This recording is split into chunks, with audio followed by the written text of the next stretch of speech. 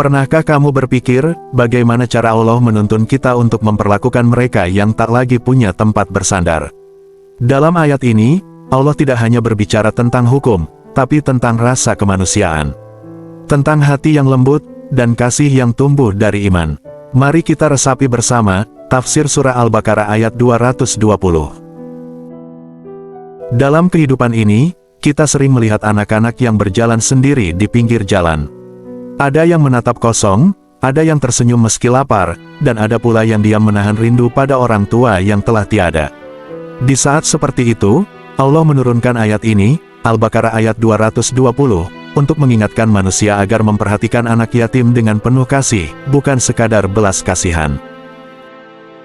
Allah berfirman, tentang dunia dan akhirat, mereka bertanya kepadamu tentang anak yatim. Katakanlah, memperbaiki keadaan mereka adalah baik. Dan jika kamu bergaul dengan mereka, maka mereka adalah saudaramu.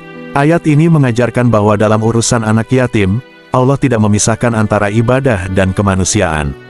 Mengasihi mereka bukan hanya amal, tapi juga cermin keimanan. Terlalu sering manusia menilai kebaikan dari seberapa besar bantuan yang diberikan. Tapi dalam pandangan Allah, yang terpenting adalah niat yang tulus. Allah Maha mengetahui siapa yang benar-benar memperbaiki, dan siapa yang hanya berpura-pura peduli. Karena itu, setiap sentuhan kasih terhadap anak yatim adalah ujian keikhlasan hati. Bayangkan, jika kamu berada di posisi mereka, tak punya ayah untuk bertanya, tak punya ibu untuk memeluk. Betapa besar arti sebuah perhatian sederhana. Allah menginginkan agar setiap hati yang beriman ikut menanggung beban mereka, bukan hanya dengan materi, tapi juga dengan kasih sayang dan doa. Ayat ini bukan sekadar ajaran, tapi panggilan jiwa. Untuk mengasihi tanpa pamrih, memperbaiki tanpa menghakimi, dan mencintai karena Allah. Sebab, dunia ini akan terasa ringan, jika setiap manusia mau berbagi cinta, terutama kepada mereka yang kehilangan kasih. Jika kisah ini menyentuh hatimu, tuliskan di kolom komentar.